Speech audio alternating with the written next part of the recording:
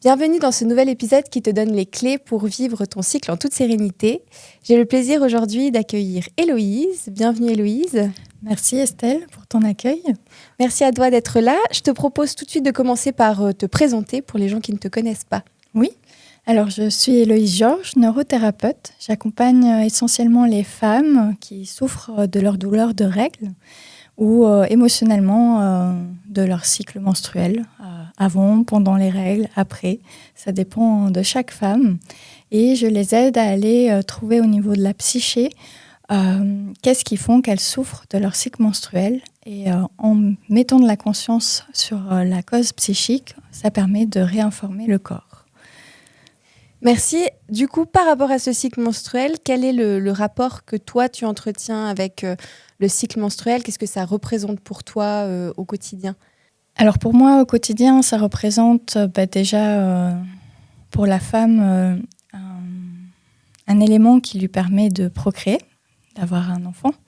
Mais aussi au niveau de l'énergie, ça permet d'incarner la création, la créativité. Parce que sans ce cycle, on ne peut pas créer déjà l'être humain. Mais au-delà de la matière, il y a aussi tout un aspect créatif, où la femme a cette capacité à mettre en matière ce qu'elle souhaite. Elle va recevoir l'intuition, une envie, une projection, et grâce, on va dire, à la symbolique des règles, elle va pouvoir le mettre en matière. On est sur vraiment ce flux de création. Et le souci, c'est que dans notre société, aujourd'hui, je pense bien avant, on voyait ça comme quelque chose déjà de sale, quelque chose de parasite. Ça fait mal, c'est désagréable, ça coule, c'est berque.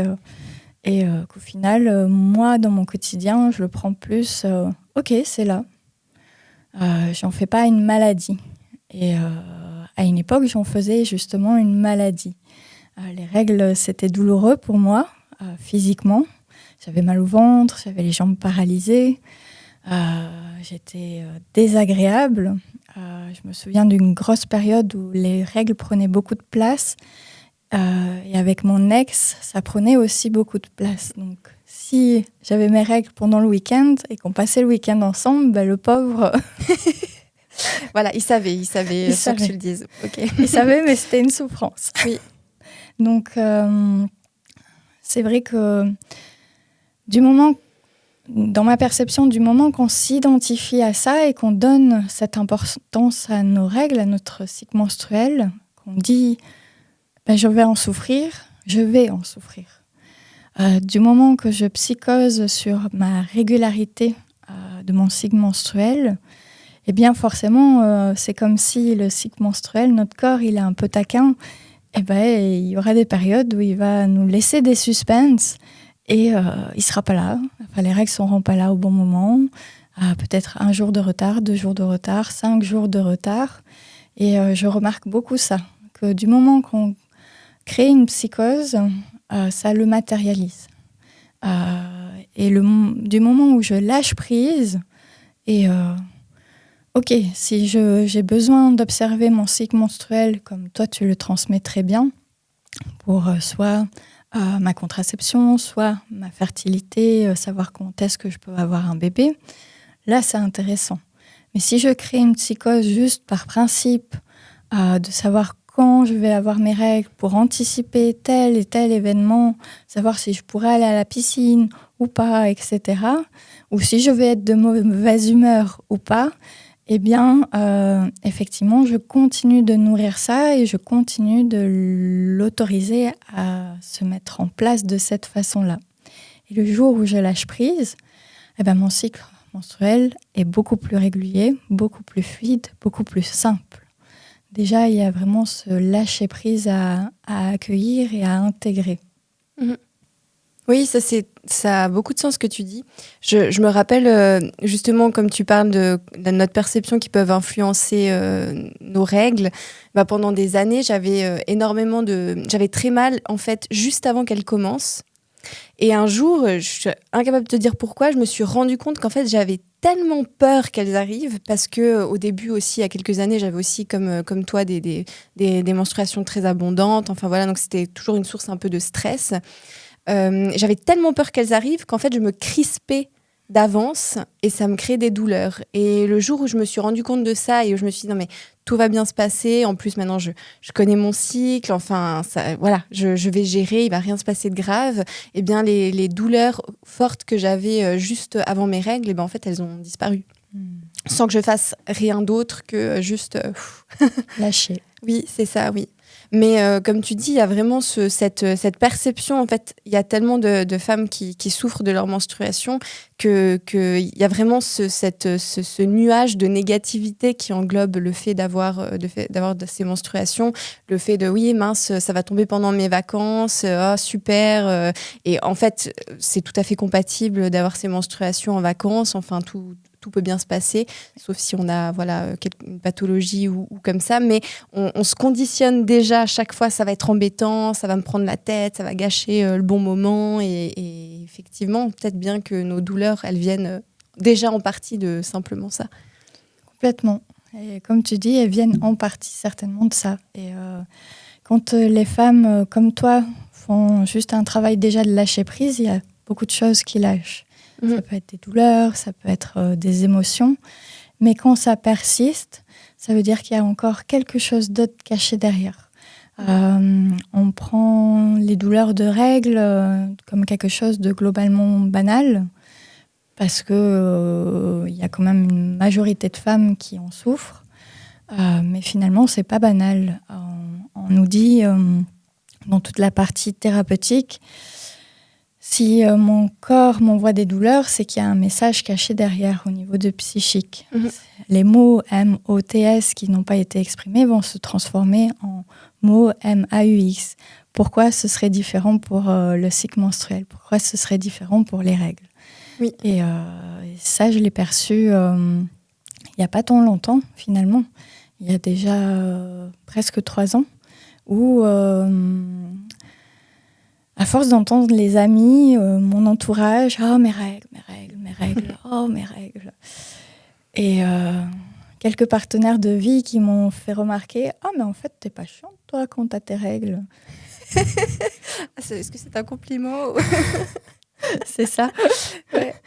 Et je me souviens, j'étais sur la route et je repense à tout ça et je me dis, mais en fait, je ne souffre plus de mes règles. C'est vrai. Et je réalise qu'en fait, il y a peut-être quelque chose derrière à comprendre.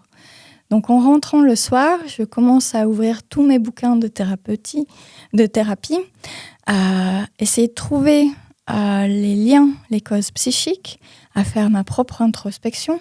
Qu'est-ce que j'ai pu libérer qui fasse que je ne souffre plus de mes règles aujourd'hui et je ne sois plus désagréable? Et là, je fais le lien que tout ce qui est en rapport avec le cycle menstruel, avec les règles, eh bien, je l'ai libéré, sans m'en rendre compte. J'ai travaillé dessus, sans mettre l'objectif de ne plus avoir des règles douloureuses ou désagréables émotionnellement. Et à partir de là, j'ai compris qu'il y avait quelque chose à explorer de ce côté-là. Donc je me suis dit, mais c'est parfait. Avec la neurothérapie, je vais pouvoir accompagner les femmes à aller trouver les causes psychiques. Et justement, les causes psychiques, globalement et générales, sont le conflit de la femme face à l'homme, comment je prends ma place en tant que femme dans une société patriarcale, comment je me sens, est-ce que je suis bien dans mon corps de femme, est-ce que j'arrive à m'affirmer, est-ce que j'arrive à dire non, à poser mes limites, à me faire respecter. Et aussi, il y a parfois une partie avec maman, un conflit peut-être avec maman, un peu avec la fratrie. Tout ce qui est place, de toute façon, on l'expérimente avec la fratrie. Comment je prends ma place, comment je me sens avec les autres, etc. Et donc, en permettant à notre cerveau de mettre de la conscience sur ça, nous allons permettre à notre corps de digérer l'information et de se réinformer et d'arrêter le cycle menstruel. Du moment que notre inconscient comprend qu'on n'a plus besoin de vivre corporellement des douleurs ou de revivre un cycle émotionnel, eh bien, celui-ci le digère et on peut avancer sur une nouvelle réalité, en fait. Mhm. Très intéressant. Et du coup, tu as parlé de la neurothérapie. Pour quelles raisons est-ce que tu t'es orientée vers la neurothérapie plutôt que vers... parce que finalement, quand on veut travailler sur la psyché, il y a énormément d'outils et de thérapies différentes. Pourquoi la neurothérapie ? La neurothérapie, je l'ai déjà choisie en premier pour moi. En fait, j'ai vécu un avortement à mes 23 ans. J'en ai 33 pour situer un peu le temps qui a passé. Et c'était un avortement choisi, assumé. C'était la seule possibilité dans ma croyance à ce moment-là. Pas le bon partenaire, instabilité financière, j'étais en train de créer mon entreprise, enfin voilà. Et c'était pas le bon moment. Donc j'avais choisi de l'avorter dur comme fer, jusqu'à ce que je me prenne un mur en voiture, réellement, concrètement. Oui. À 10 km/h, c'était une vieille voiture très vintage, j'ai envie de dire, elle était défractée. Alors j'étais vraiment très lente dans ma conduite, mais tellement ailleurs. Et j'étais totalement dans la fuite et je ne voulais pas voir que cet avortement, finalement, il avait été douloureux pour moi. Même si c'était un choix, ça avait été compliqué dans ma tête et dans mon cœur et dans mon corps, finalement.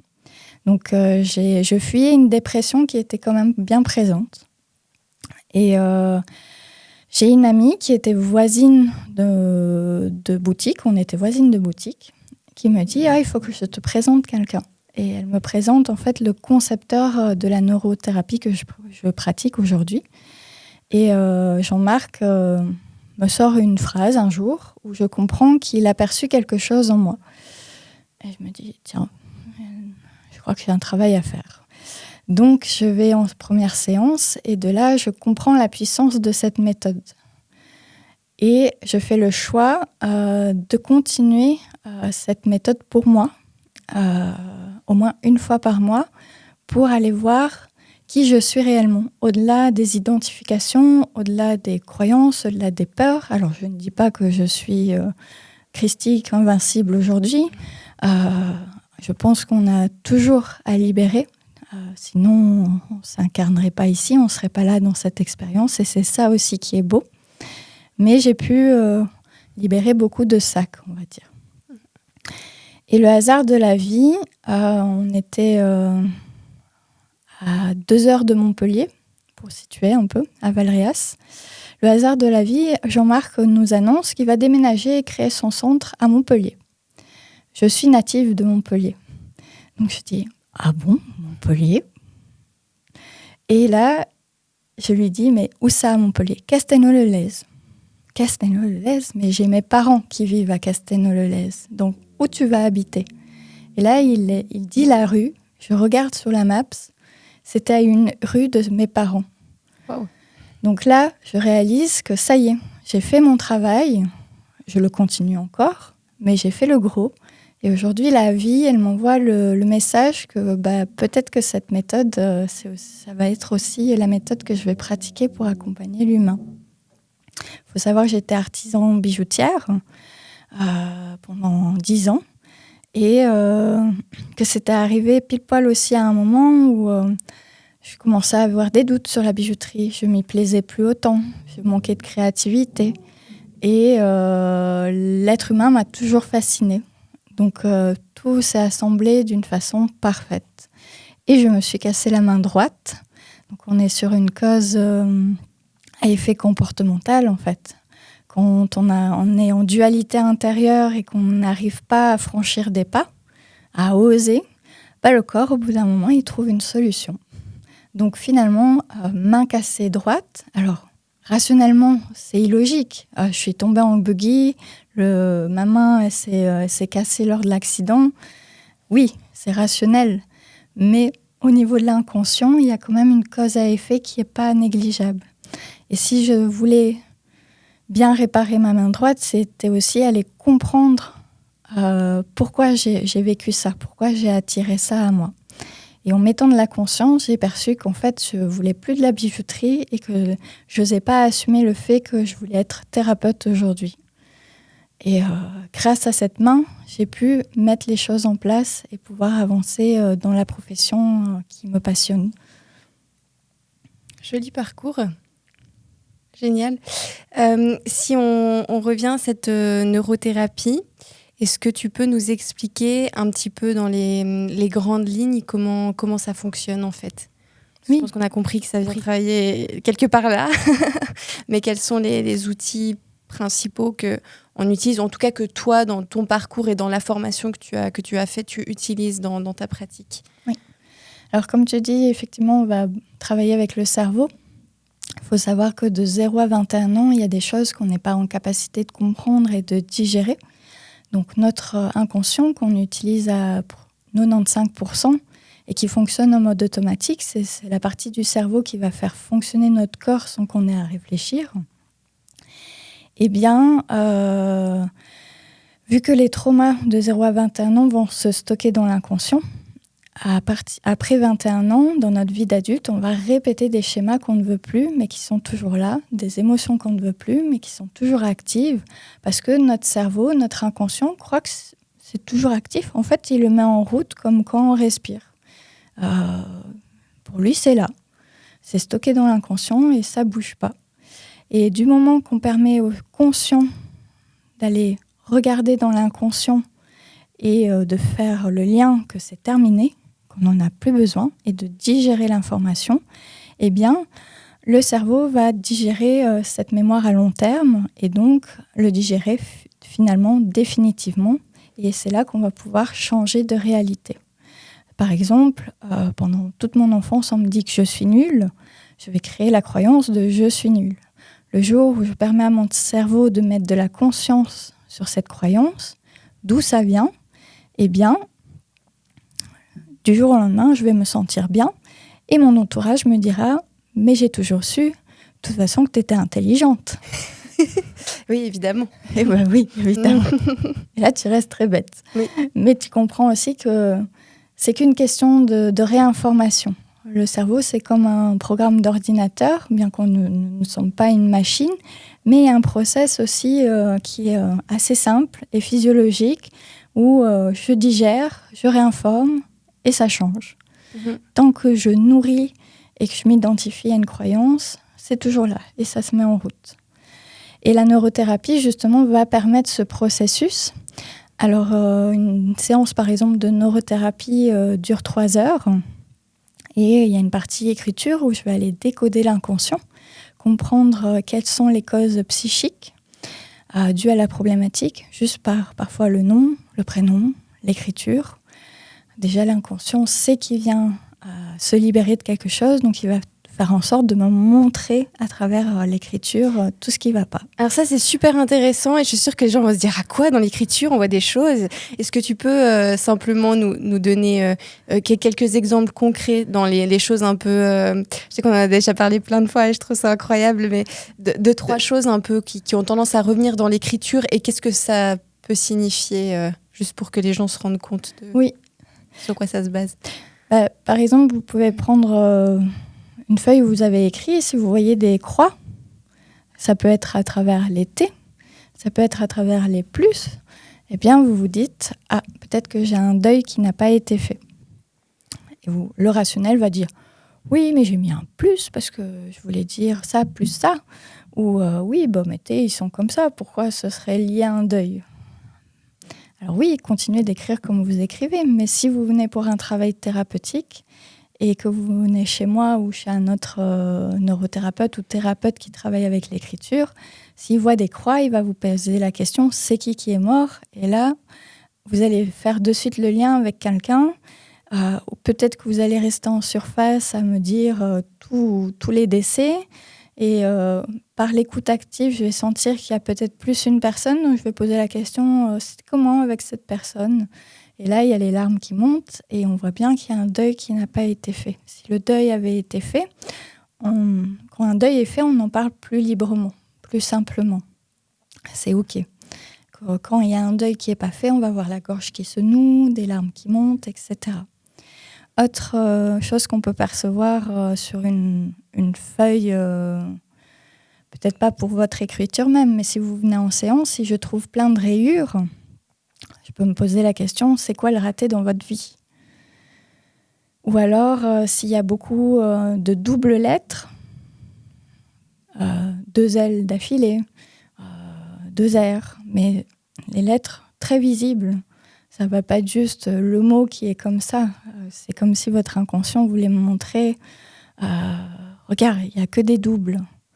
Ou 2 fois 0, enfin 2 fois un chiffre, ou votre numéro de Natel qui est tout le temps doublé. Eh bien, je vais vous demander, vous avez un jumeau ?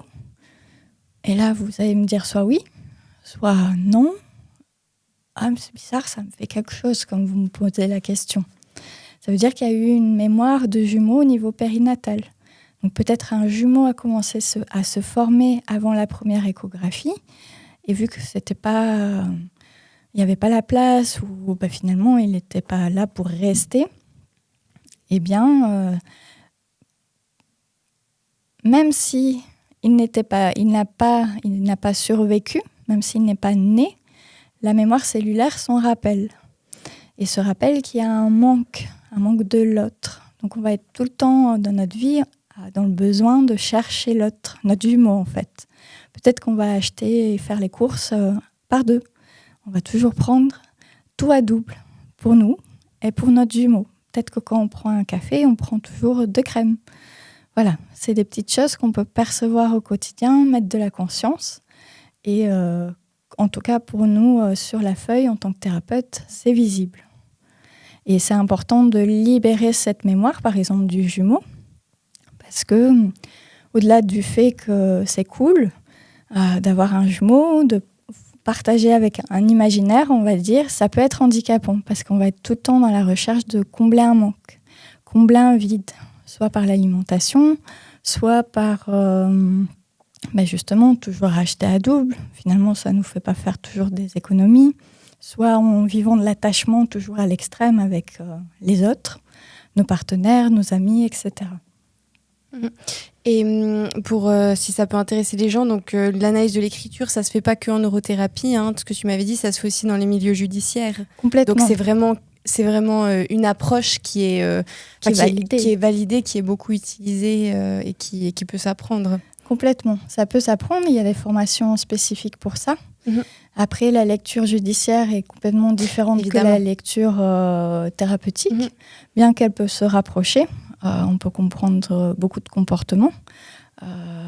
Une feuille où l'écriture est toujours bien alignée avec les petits points pour les départs de phrases, pour dire qu'il y a plusieurs thèmes. Enfin, toujours très propre. La ligne toujours droite, alors il n'y a pas de ligne.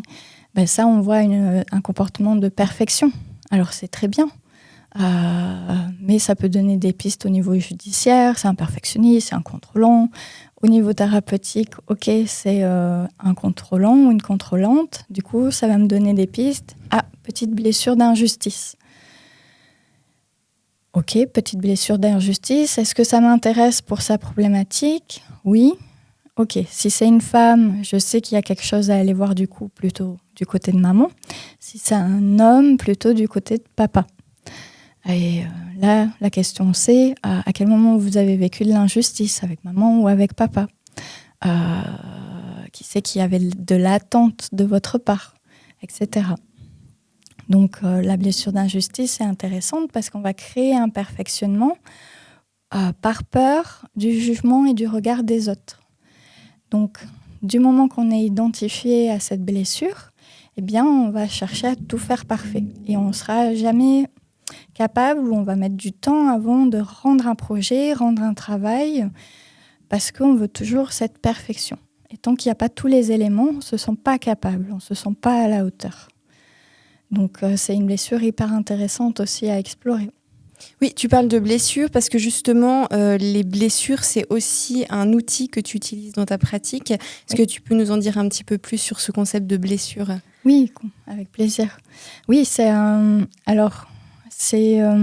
la perception des blessures, on s'en sert tout le temps en neurothérapie. Ça nous permet de comprendre les racines, les fonctionnements inconscients. Les blessures, donc on parle des 5 blessures connues par Lise Bourbeau, bien que ce n'est pas son travail concret, c'est elle qui l'a mis à jour et à disposition au tout public. Mais bien avant, il y avait des psychologues et chercheurs qui en avaient bien conscience et qui se servaient déjà de ces fonctionnements-là. Ils appelaient ça des cuirasses. On est toujours sur un principe de choses qu'on se rajoute et qui cachent le cœur du diamant, on va dire. Et les 5 blessures, donc pour ceux et celles qui ne connaissent pas, c'est la blessure de rejet, d'abandon, d'humiliation, d'injustice et de trahison. Donc chaque blessure, on va les expérimenter avec un parent. Suivant la blessure, eh bien, ce sera un parent différent suivant notre sexe, propre sexe. Et ces blessures vont influencer notre personnalité. Parfois, on pense qu'on est quelqu'un. Par exemple, je peux penser que je suis contrôlante. Mais en fait, c'est pas moi qui suis contrôlante, c'est ma blessure de trahison qui est contrôlante. Elle va contrôler parce que sa plus grande peur, c'est d'être trahie. Et surtout, de mourir. Donc, pour éviter de mourir ou d'être trahie, eh bien, elle va tout contrôler. Du plan A jusqu'au plan Z. Pour tout anticiper. Par exemple, si je pense que je suis sadomasochiste dans ma sexualité, je donne un truc banal, bien non, je ne suis pas sadomasochiste. Si je suis sadomasochiste, c'est que je suis identifiée à la blessure d'humiliation. Et c'est qu'elle qui se met en action. Et si je suis sadomasochiste dans ma sexualité, c'est que je le suis aussi dans mon quotidien. Donc le but aussi, et ce qui est intéressant, c'est de mettre de la conscience à quel moment je joue la soumise et à quel moment je joue la sadique, la dominante. Est-ce que c'est que dans ma sexualité? Est-ce que c'est dans mon quotidien? Il y a des moments où je me soumets, je me laisse humilier. Est-ce qu'il y a des moments où j'ai besoin de dominer pour ma sécurité? Peut-être soumettre l'autre ou être, voire sadique, prendre du plaisir à travers la souffrance de l'autre. Donc ça, on peut me dire souvent, non mais Loïs, qu'est-ce que tu me racontes? Et si, ça fait partie par exemple de la blessure d'humiliation. De la seule blessure, on va expérimenter le triangle de Karpman. Le bourreau, la victime et le sauveur. Alors c'est facile d'aller voir quand on est victime.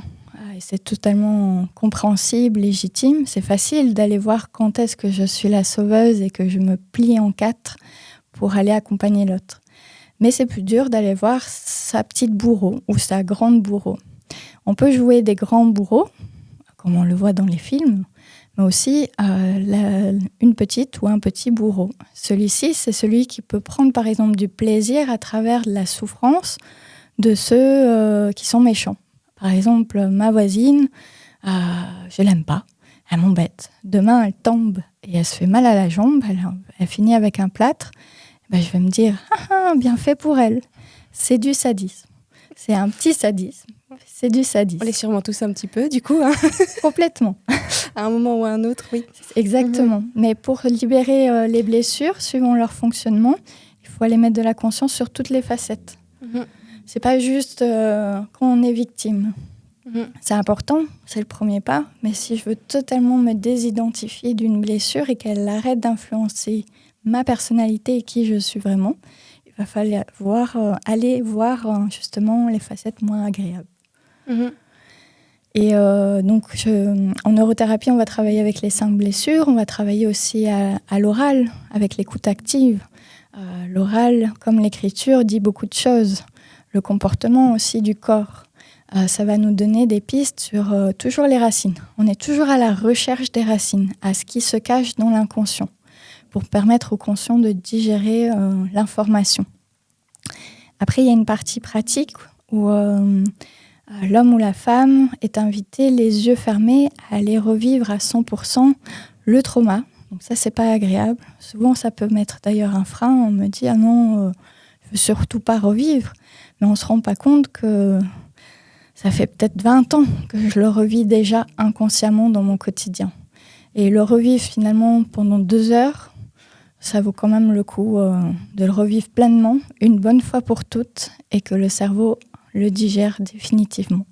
Donc là, on va se servir par exemple de la méthode Tipeee, qui se base sur le fait d'accueillir les émotions pleinement dans le corps, accueillir les douleurs pour réinformer la mémoire périnatale, la mémoire cellulaire. D'ailleurs, chez les ostéopathes, il y en a de plus en plus qui, après la naissance, vont manipuler le bébé d'une certaine façon pour réinformer justement tout le process d'accouchement ou même dans le ventre de maman, suivant la posture qu'ils avaient, pour déjà libérer certaines mémoires. Parce que finalement, la grande racine n'est que périnatale.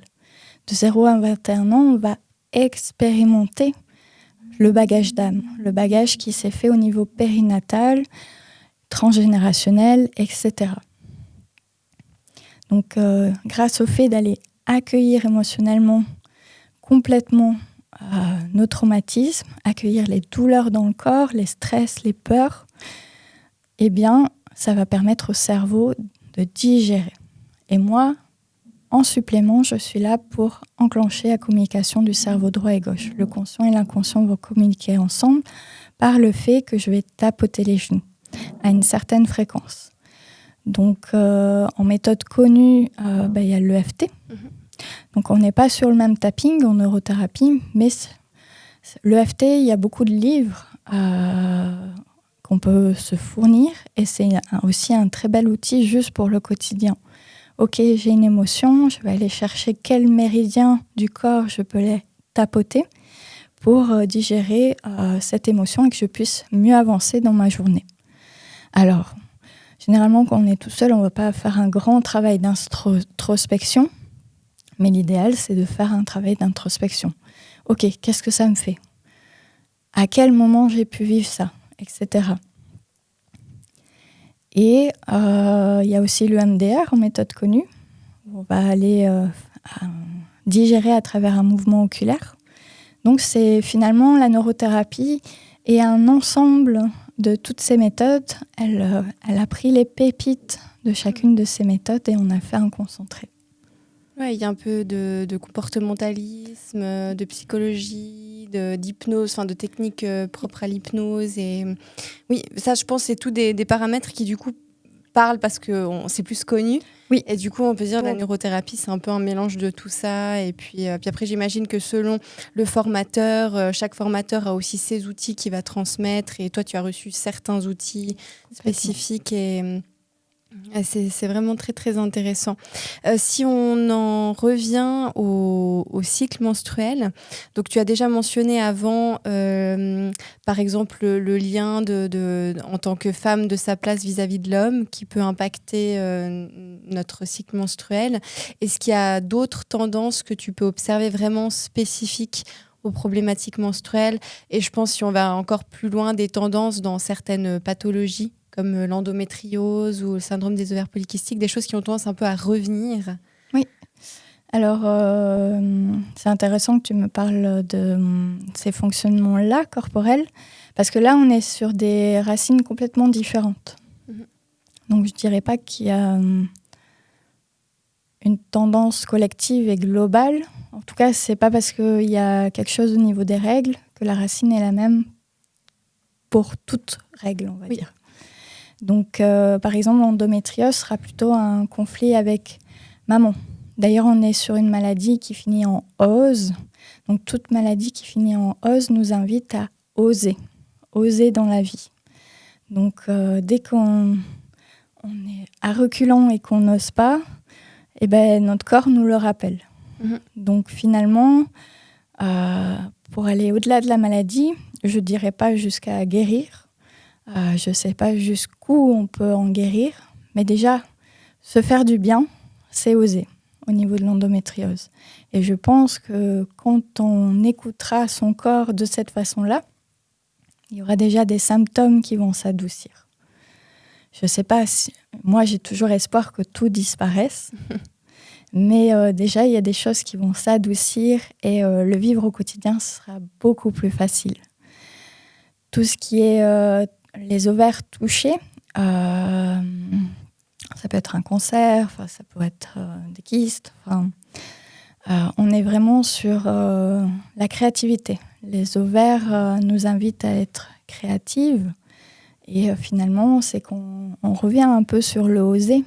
on n'ose pas s'affirmer, prendre sa place et mettre à bien des projets, des envies. On est toujours dans les rêves finalement, dans la projection d'un futur, mais on ne met jamais rien en action pour. Donc on est un peu comme assis sur le canapé à regarder la télé et dire « Oh, ça me fait tellement envie ». Et au final, on ne fait rien pour mettre en matière ce qui nous fait envie. Et oser, finalement, c'est aussi accepter que peut-être ça ne nous conviendra pas, ou accepter il y a peut-être un échec aussi. Et finalement, c'est pas grave. Le plus important, c'est d'avoir osé. C'est ça qu'il faut retenir. Ok. Et si on affine encore un petit peu, par exemple, dans le cas du SOPK, il peut y avoir du SOPK à cause de troubles métaboliques, donc j'entends surpoids. Du coup, le surpoids, ça correspond à une des blessures dont tu as parlé avant. Oui. Je me dis que dans l'endométriose, il y a très souvent de l'inflammation. J'imagine que l'inflammation, le fait de s'enflammer, ça a aussi une signification. Enfin, on peut aussi y trouver une signification émotionnelle. Oui, c'est joli que tu fasses le lien avec inflammation, s'enflammer, avec ce jeu de mots. Parce que j'observe que pour les femmes qui ont l'endométriose, il y a... alors, c'est juste une observation. Il y a inconsciemment un comportement où on va s'enflammer pour tout et pour rien. C'est un peu comme si tout peut devenir une maladie, mais une maladie dans la tête, dans le sens tout s'amplifie, tout devient grave. Donc, il y a aussi tout un processus d'attachement. Donc, on est attaché vite aux choses. Et on peut croire que l'attachement, c'est bien, mais c'est pas forcément bien. L'attachement, ça nous emprisonne, où on a besoin de l'autre pour être comblé. Et quand l'autre ne répond pas à mes besoins, ou quand j'ai l'impression que l'autre va partir, ou que je vais perdre juste une amitié, de suite, ça s'enflamme. C'est « Ah, je suis désolée, oh non, j'espère que j'ai rien dit de mal », ou « Bah non, j'étais juste occupée, tout va bien ». Il y a vraiment ce processus inconscient. Donc, pareil, pour reprendre du pouvoir intérieur, c'est arrêter de s'attacher, se désidentifier. Alors, se désidentifier et se détacher, ça ne veut pas dire être ignorant, snob et ne rien avoir à faire des autres. Être désidentifié, c'est reprendre son pouvoir, reprendre son humanité. C'est être complètement centré, présent et de cœur à cœur. Et pas je suis attachée, je ressens toute ta douleur, je veux absolument que tu restes avec moi. Non, c'est reprendre vraiment son pouvoir, son centrage. C'est une thématique assez connue. Il y a même carrément un courant spirituel, le bouddhisme, qui en a fait son objectif principal, le c'est détachement. Complètement. Intéressant. Oui. Ça peut être une piste. Oui. C'est après à chacun de voir ce qui résonne. Oui. Mais ça peut être une piste. Et tu parlais aussi du corps enflammé, du poids.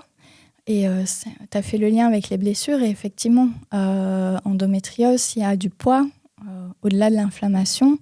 C'est qu'il y a aussi une racine peut-être dans la blessure d'humiliation ou d'abandon. Si c'est l'abandon, ça veut dire que je vais chercher à combler le manque en me surnourrissant. Et si c'est par la blessure d'humiliation, je vais chercher à prendre du volume pour éloigner les autres de moi et ne pas vivre l'intrusion et l'agression. Et si on s'intéresse encore à une problématique, enfin j'en ai deux qui me viennent en tête, mais déjà la première qui arrive à peu près dans toutes les problématiques menstruelles, c'est le déséquilibre hormonal. Est-ce qu'on peut donner une lecture à quelque chose comme le déséquilibre hormonal ? J'ai envie de dire oui, parce qu'il y a cette notion de déséquilibre qui revient, mais est-ce qu'on peut y voir quelque chose ? Oui, comme tu dis, il y a cette notion de déséquilibre par ce mot même. Alors, déséquilibre, on peut penser aussi à la blessure de rejet qui nous fait expérimenter la fuite, parce qu'on a peur du rejet, donc finalement, on s'efface. D'ailleurs, on reconnaît les hommes et les femmes qui ont une blessure de rejet très sec, voire transparent. Et que ce soit dans leur corps, mais aussi dans leur état d'être. Dans un groupe, par exemple, il y a des gens qu'on verra facilement, d'autres qui prendront beaucoup de place, et puis d'autres qu'on se dira mais il était là, lui ou elle. Ça, c'est la blessure de rejet. Et ça crée un déséquilibre parce que finalement, ils ne sont pas là. Et du fait qu'ils ne soient pas là, c'est un déséquilibre dans leur prendre la place, dans leur rayonnement dans la vie de tous les jours. Et il n'y a pas d'équilibre entre la matière et leur corps et leur être. Autre déséquilibre que je perçois beaucoup en séance par les femmes qui viennent pour cette problématique-là, c'est qu'il y a un surcontrôle. Donc elles vont être toujours dans le contrôle, l'anticipation, elles ont leur planning avec leur cycle menstruel noté sur l'agenda, etc. Il faut absolument qu'elles arrivent à telle date, sinon ça va tout foirer, etc. Et ce surcontrôle va créer un déséquilibre, en fait. Alors, finalement, dans vouloir contrôler, on cherche un équilibre. Mais ça fait l'effet inverse. Vu qu'on crée une sorte de psychose, eh bien, ça va créer un déséquilibre hormonal. Très, très intéressant. Et je pense que, pareil, beaucoup de femmes sont concernées par ces choses-là. Enfin, je le vois dans mes consultations, le stress, le besoin de tout anticiper, le perfectionnisme. Enfin, c'est des choses qui reviennent tellement souvent. Et du coup, c'est intéressant d'avoir cette clé de lecture-là. Et puis, j'aurais une dernière question. C'est une problématique qui touche pas ces pathologies directement, mais où on retrouve tout ce qui se passe au niveau intime. Donc, j'entends mycose, vaginose, vaginisme. Enfin, bon, le vaginisme, émotionnellement, je pense que c'est un peu plus évident qu'il y a généralement quelque chose. Mais voilà, ces problématiques-là, quelles sont les clés de lecture les plus fréquentes qu'on peut en donner? Alors, pour cette lecture du corps, je dirais que c'est plutôt l'intrusion. Ça veut dire qu'il y a une situation où on ne s'est pas respecté. Et si on s'est plus ou moins respecté, mais pas vraiment écouté, il y a un moment donné où on n'a pas été aligné sur ce qui se passait, où on a été contre notre envie, notre désir, notre besoin. Donc souvent, ça se passe au niveau de la sexualité, mais aussi dans la vie de tous les jours avec notre partenaire ou un partenaire qu'on a eu fréquemment. Ça veut dire qu'à un moment donné, il a été peut-être trop intrusif dans son comportement, sa personnalité. Bien sûr, il a fait ça inconsciemment. La plupart du temps, on fait tout inconsciemment.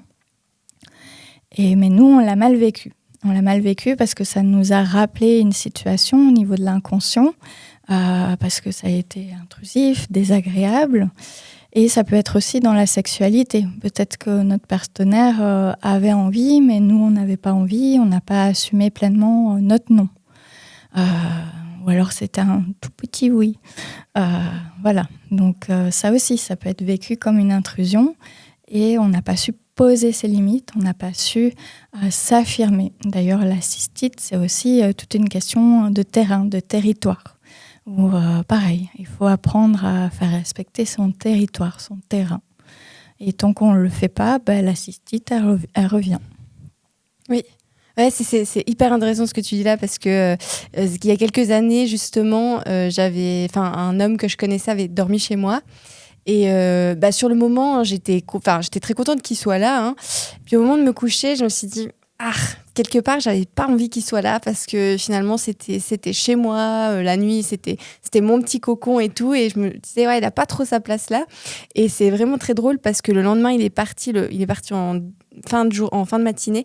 Et en début de soirée, bam, j'avais une cystite.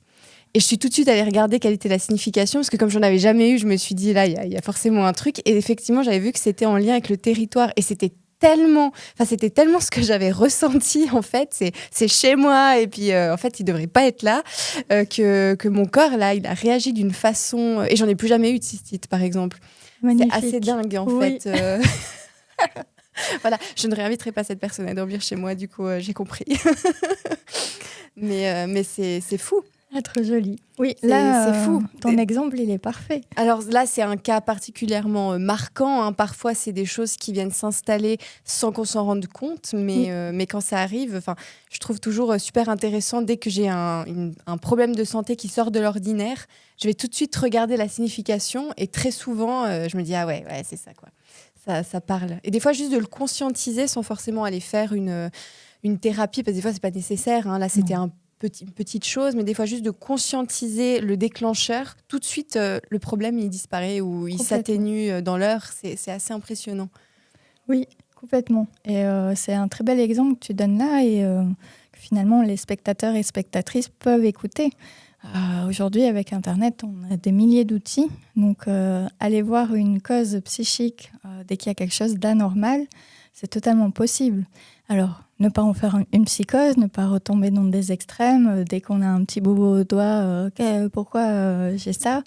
Mais dès qu'il y a quelque chose un peu hors norme, qui n'est pas habituel, là, je peux aller fouiller. Et comme tu dis, si bien, le fait juste de parfois mettre de la conscience, ça lâche le truc. Parce que je mets de la conscience, je libère le truc et aussi je peux peut-être agir en fonction. Mmh.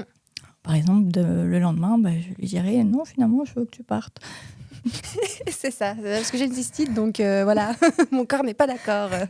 Oui, non, c'est vraiment intéressant. Mais il y a, on commence un peu à s'intéresser à ce côté plus subtil des pathologies et puis à s'intéresser au fait que finalement une maladie ce serait un déséquilibre au niveau des électrons, au niveau, que tout d'un coup il y a quelque chose, le flux a été perturbé, coupé et que ce serait ça qui déclenche les maladies. Alors on en est encore à des débuts d'études, mais peut-être qu'un jour on pourra soigner les gens juste en rééquilibrant avec des machines, rééquilibrer le flux énergétique et voilà, c'est vraiment intéressant. Oui, mais c'est le début, mais c'est bien. Oui. Et puis le cancer, par exemple, ça fait un moment qu'on a compris que c'est majoritairement psychique et environnemental. Et que du moment où on change l'environnement et qu'on va creuser la psyché, ça peut accompagner avec la médecine traditionnelle d'aller mieux et de guérir et stabiliser, voire stopper le cancer. Oui, je suis convaincue que c'est vraiment les deux aspects qui sont importants parce qu'évidemment, quand on a une pathologie, généralement, on va pouvoir la trouver dans le corps, on va pouvoir voir justement qu'il y a quelque chose qui ne devrait pas être là, qu'il y a un déséquilibre, enfin voilà. Donc, sur ces déséquilibres-là directement, on peut agir par des traitements, par l'hygiène de vie, etc. Mais en même temps, pourquoi c'est arrivé là, à cet endroit-là, sous cette forme-là ? Et là, le côté émotionnel, du coup, entre en jeu et de combiner les deux. D'ailleurs, tu reparles du cancer, mais en fait, un des facteurs importants quand on veut guérir du cancer, c'est d'être bien dans sa vie, en fait. Oui. C'est d'avoir des projets, alors ça ne suffit pas toujours, hein, bien sûr, mais c'est d'avoir des projets, c'est de profiter, si on peut, de faire certaines activités. C'est pas juste d'être sur son lit d'hôpital et de prendre des traitements. Il y a tout le côté... si on se laisse complètement aller, mais pour n'importe quelle maladie, si on se laisse complètement aller, on va avoir plus de difficultés à s'en remettre que si on arrive vraiment à avoir un bon mental et puis d'avoir de l'espoir et de l'énergie, de l'envie de faire des choses. Enfin, les deux sont importants. Oui. C'est super intéressant ce que tu dis pour la perception de apprécier la vie et pas rester dans son lit d'hôpital. Ça me rappelle quand j'avais la main droite cassée et qu'il a fallu tout le travail après derrière de rééducation. De temps en temps, il y avait une petite voix qui me disait « Non, mais c'est bon, t'as qu'à rester comme ça. De toute façon, c'est trop dur, tu vas jamais y arriver. » Ou si tu restes handicapé de la main, t'auras au moins des sous. C'est dur à entendre. Oui. Et puis, qu'est-ce qu'elle me dit, cette petite voix ? Mais finalement, cette petite voix, quand il y a une maladie ou un accident, on l'a toutes à un moment donné. Et le piège, c'est est-ce que je réponds à cette petite voix par un « oui, tu as raison » ou est-ce que je lui dis non et je fonce ? Ok, j'ai attiré ça, j'ai vécu ça, c'est triste, mais j'ai pas envie de rester à stagner dans ça. Aujourd'hui, je choisis d'avancer, d'aller mieux. Et sinon, je tombe dans le piège de la petite voix et Par exemple, pour moi, j'aurais eu la main qui n'aurait pas été réparée, puisque de toute façon, la chire, pour elle, je n'aurais jamais pu reprendre possession de ma main. Pour elle, elle était finie. Elle a fait tout ce qu'elle pouvait. Et finalement, elle a fait un très beau travail. Et ensuite, tout ce qui a suivi, c'était du beau travail. Et ça a été un travail d'équipe. Mais si je m'étais laissée prendre par la petite voix, la première croyance, on va dire, de la chire se serait réalisée. J'aurais pas ma main. Ma petite voix, elle aurait peut-être été contente parce que j'aurais eu des aides sociales. J'aurais pu ne plus travailler. Enfin, voilà, j'aurais pu partir dans un autre extrême. Et finalement, parce que j'ai fait le choix d'aller mieux, en 3 mois, ma main était déjà presque revenue. 4 mois, c'était mieux. Et après, j'ai retrouvé une main normale. Après, il y a 2-3 lacunes. Mais comparé au début, ce qu'elle était destinée, c'est rien. Et c'est ce que j'ai envie de dire à toutes les femmes et tous les hommes qui peuvent être dans une situation avec une maladie ou une complication physique. On le voit qu'il y a des miracles. Il y a des hommes et des femmes qui ont été destinés, soi-disant, à être paralysés à vie. Et avec du travail, de la persévérance, ils ont retrouvé toutes leurs capacités. Donc,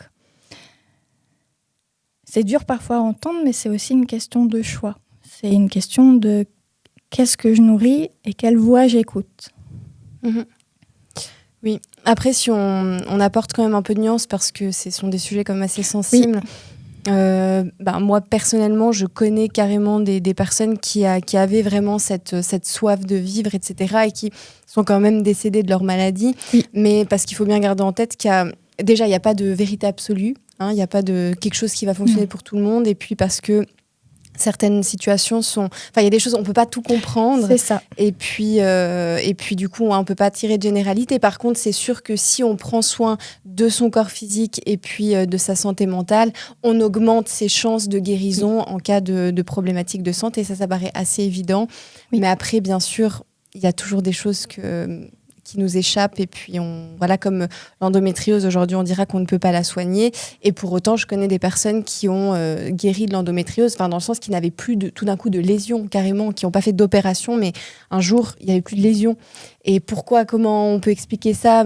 Ces personnes ont fait plein de choses différentes, mais il s'avère que... Et puis, pour beaucoup d'autres personnes, la maladie, elle sera toujours en sommeil et elles s'en débarrasseront jamais. Donc, il y a bien sûr, il y a pas de plein de facteurs. Et puis, c'est en tout cas pas l'idée d'aller dans un extrême, mais de prendre conscience que ce qui se joue au niveau de notre mental a vraiment un impact sur le corps. On n'est pas séparés, quoi. Non, c'est une équipe.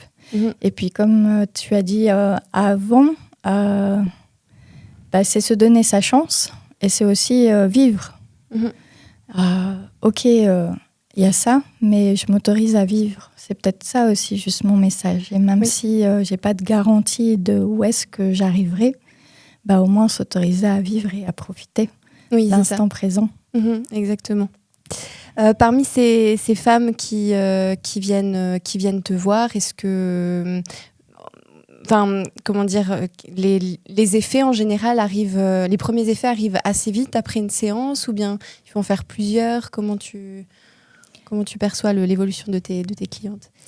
Alors, il y a des effets qui arrivent dès la première séance, mais généralement, on va aller creuser au moins 3 séances pour aller voir tous les angles de vue qui feraient qu'on puisse souffrir de nos cycles menstruels. Alors, les miracles, ça peut exister, mais c'est pas concret, c'est pas, juste à 100%. Dans le sens que les effets peuvent arriver 1 mois après la séance, comme ils peuvent arriver 1 an aussi après une séance, pour quoi que ce soit. Parfois, suivant notre rythme d'intégration, il va falloir un peu plus de temps. Ou parfois, c'est déjà là et on le remarque aussi pas sur le moment. Donc, j'ai envie de te dire, les effets, ils sont là. Au niveau déjà de la paix, l'équilibre, l'écoute de son corps. Ça, c'est assez instantané. Pour ce qui est des douleurs, petit à petit, en fait, les témoignages que j'ai, ça s'efface. Et s'il y en a, de suite, elles font les liens, elles comprennent qu'il y a quelque chose à aller explorer, elles prennent le temps, et hop, ça part comme une lettre à la poste. Donc, c'est toute une autre perception et tout un autre fonctionnement avec son cycle menstruel que la femme va vivre au quotidien. Donc oui, il y a des effets. Mais c'est à chacune ses effets, j'ai envie de dire. Oui. Bon, ce sera la même chose si on est dans la nutrition. Parfois, changer le petit déjeuner, ça fait un miracle. C'est ça. Et puis, quand l'organisme est vraiment épuisé, il va falloir plusieurs outils, plusieurs mois, voire plusieurs années. Les premiers effets, en général, ils arrivent quand même assez vite. Mais pour vraiment arriver à quelque chose de plus harmonieux, ça peut, selon l'état de base de la personne, ça peut prendre plus de temps. Exactement, complètement. Par exemple, j'ai accompagné une femme pendant 5 mois sur le thème de l'endométriose. Donc déjà, à la base, elle avait trouvé un traitement qui lui correspondait, mais il y avait quand même des déséquilibres au niveau de la nutrition, justement, inflammation, des douleurs. Et avec le travail qu'on a fait, eh bien, c'est beaucoup plus léger, finalement. Elle le vit au quotidien avec beaucoup plus de simplicité. Alors, l'endométriose, elle est là, mais elle ne le vit plus comme un désastre. Donc, ça, c'est quand même un premier gros travail. Oui. Ouais, c'est génial. Donc, comme tu l'as très bien dit, ça dépend de chacun, chacune et de ce qu'il y a derrière aussi. De manière générale, maintenant, juste une petite question plus pratique. Donc, s'il y a des grosses choses à travailler, c'est intéressant de se faire aider. Maintenant, est-ce que tu as des petites astuces qu'on peut utiliser au quotidien pour prendre soin de son système nerveux et de ses émotions, éviter justement d'accumuler des choses. Est-ce qu'il y a, dans j'ai envie de dire, l'hygiène de vie quotidienne, est-ce que tu as des petits outils, des petites astuces qu'on peut utiliser? Toi qui es danseuse, j'ai envie de te conseiller le mouvement. J'approuve. Le mouvement, la danse. Oui. Mais si on n'est pas danseur ou danseuse déjà de base, rien que s'autoriser le temps du mouvement, mettre une musique, soit pour incarner un état d'être de joie, on met une musique de joie et on vit la joie, soit une musique qui va nous permettre d'aller dans les profondeurs, dans des émotions qu'on n'ose pas exprimer et laisser faire le corps. Le fait de laisser faire le corps, même si c'est moche, même si ça ressemble à rien, on s'en fout.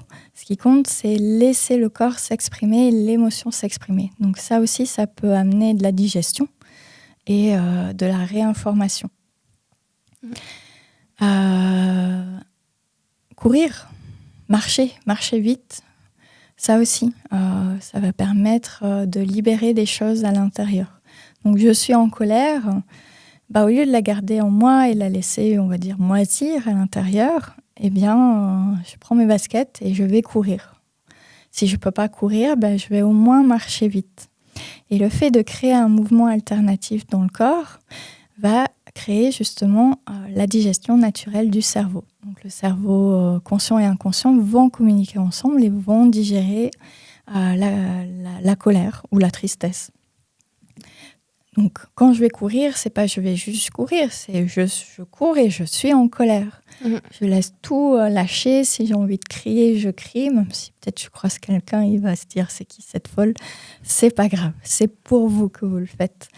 Et vous verrez, après la course, ça va beaucoup mieux. Oui. Ou après la marche rapide. Ça va beaucoup, beaucoup mieux. Donc ça, c'est déjà des petites astuces qui peuvent être des pépites au quotidien. Et écoutez finalement aussi ces petites voix. Écoutez, est-ce que c'est moi qui parle? Est-ce que c'est vraiment ma croyance? Ou c'est la petite fille qui parle? La petite fille qui a eu peur, la petite fille ou le petit garçon qui a eu peur, la petite fille ou le petit garçon qui est identifié à un trauma d'enfant. Et c'est remettre de la conscience sur le fait, ok, je te vois, je sais que tu as souffert, je sais que tu crois que c'est comme ça, mais moi aujourd'hui, je veux vivre la chose différemment.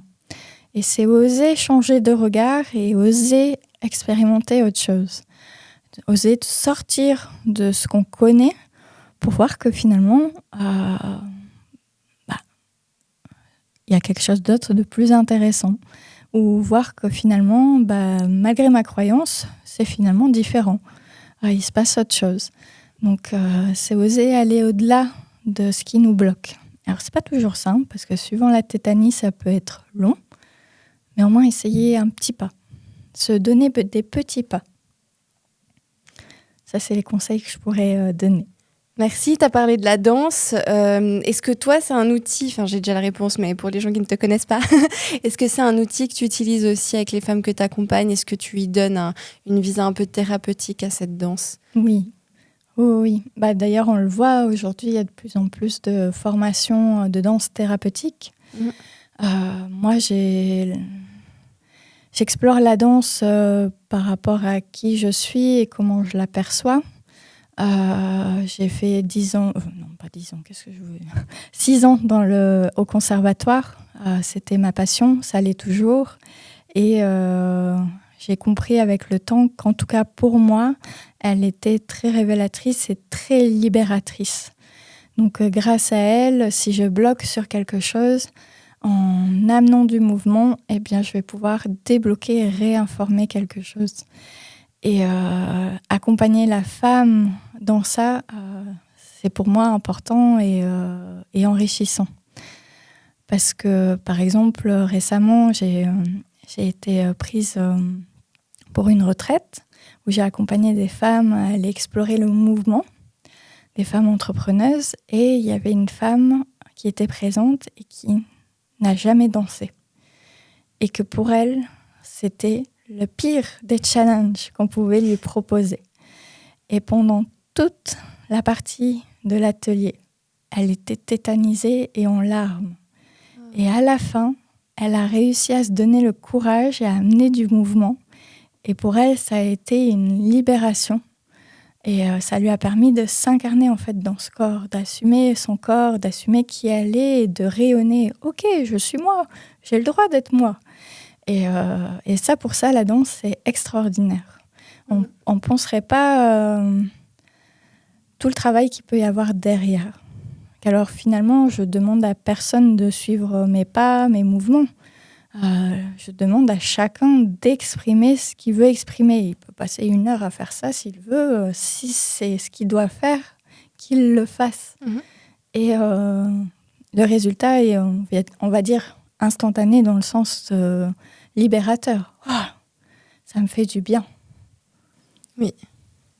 Pour la danse, il y a aussi, encore une fois, des problématiques d'image, parce que quand on pense danse, on voit danseuse classique en train de faire le lac des cygnes, et puis forcément, si on se met cette image dans la tête, si on n'a jamais fait de danse ou qu'on a un corps qui ne ressemble pas à celui d'une danseuse classique, on se dit tout de suite, je peux pas danser, en fait. Alors qu'à la base, la danse, c'est du mouvement, et puis tout le monde peut bouger, donc tout le monde peut danser. Mais de nouveau, quelles sont les images qu'on a derrière et puis quelles sont nos références si on se confronte qu'à des cours de danse avec des professeurs élitistes qui veulent de la perfection technique, c'est sûr que ça va convenir à certaines personnes et ça ne conviendra pas à d'autres. Mais de nouveau, si notre référentiel il est hyper limité, on va s'empêcher de faire quelque chose parce qu'on se dit « mais j'aurais pas ce niveau-là » et ce n'est pas forcément le but. Oui. C'est juste de bouger et de danser. Oui, faut regarder la danse contemporaine. C'est ça. Mais en tout cas, je vois, parce que je donne des cours de danse aussi, quand je fais des exercices d'improvisation avec les élèves, c'est toujours là que je vois les plus belles choses, en fait. Des fois même, je me dis, mince, il faudrait que je filme pour créer des chorés après à partir des impros, parce que c'est souvent dans les impros qu'il y a une créativité de mouvement qui arrive, une créativité d'émotion. Et même parfois, je vois les danseuses réussir des mouvements techniques, ce qu'elles n'ont jamais fait, mais tout d'un coup, ça leur vient dans le corps et le mouvement est là. Et tu te dis, en fait, la technique, c'est juste aller faire émerger ce que tu as déjà dans ton corps et fais déjà émerger ce que tu as dans ton corps, quoi. C'est super intéressant. Oui.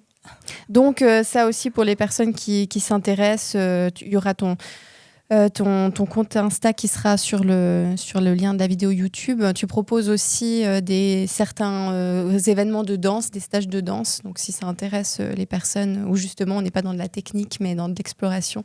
Oui. Si jamais les personnes peuvent aussi te découvrir à travers ça. Je te remercie. On arrive à la fin. J'aurais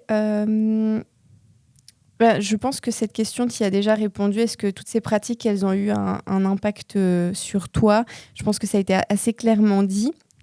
Et puis sur ta façon d'accompagner les femmes, je ne sais pas si tu avais envie de rajouter quelque chose par rapport à ça, mais je pense que tu as déjà assez répondu. Oui. Du coup, je te pose la dernière question, la question signature du podcast, auquel tu as sûrement déjà un petit peu répondu, mais comme ça fera une jolie synthèse. Ça signifie quoi pour toi, bien vivre sa cyclicité au quotidien? Ça signifie danser. Jolie synthèse. Ok. Danser avec ses cycles, danser avec la vie. Ouais. Explorer. Très jolie conclusion, ça résume bien l'essence de tout ce que tu as dit. Donc, merci beaucoup, merci pour ta participation. Merci à toi, Estelle. Je te souhaite une bonne continuation.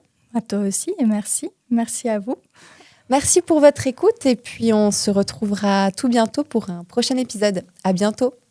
À bientôt.